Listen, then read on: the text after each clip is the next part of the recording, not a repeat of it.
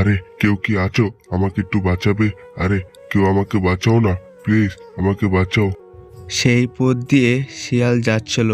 আরে শিয়াল ভাই আমার, তুই আমাকে একটু বাঁচা না। আমি অনেক দিন ধরে খাঁচায় বন্দি হয়ে আছি। আরে আমাকে একটু বাঁচা না, অনেক দিন ধরে কিচ্ছু খাই না। না না বাঘ ভাই, তোমাকে যদি আমি বাঁচাই তাহলে তুমি বেরিয়ে আমাকে খেয়ে ফেলবে। না, আমি তোমাকে বাঁচাতে পারবো না, তুমি অন্য কাউকে বলো। শিয়াল বাঘের সাথে কথা বলে এখান থেকে চলে যায়। শিয়ালের কথায় বাঘ খুব কষ্ট পায়, তাই বাঘ মন খারাপ করে দাঁড়িয়ে থাকে। আর সেখানে একটি মিষ্টি টুনি এসে বাঘের সাথে কথা বলে, তাই বাঘটি মনে মনে খুব খুশি হইল। আরে মিষ্টি টুনি, তুমি আমাকে বাঁচাও না। আমি অনেক দিন ধরে এই খাঁচিতে বন্দি আছি, তুমি একটু বাঁচাও। বাঘ ভাই, তোমাকে আমি বাঁচাতে পারি একটি শর্তে। তুমি যদি আবার আমাকে খেয়ে ফেলবে না তো, তাহলে তুমি আমাকে কথা দাও। আরে টুনি বুন আমার, তুই আমাকে বিশ্বাস করস না?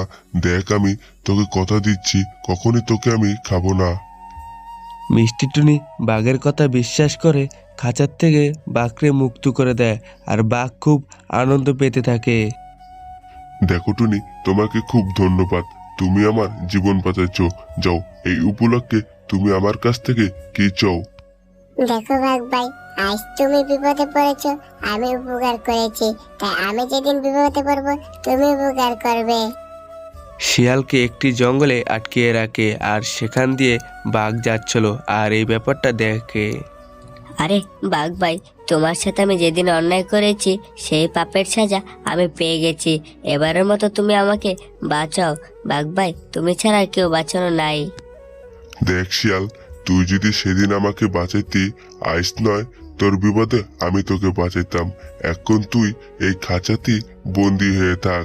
এখন আমি খুব আনন্দ পেয়েছি। দেখ, তোর পাপের সাজা তুই এখন আল্লাহ ভোগ কর। আমি গেলাম।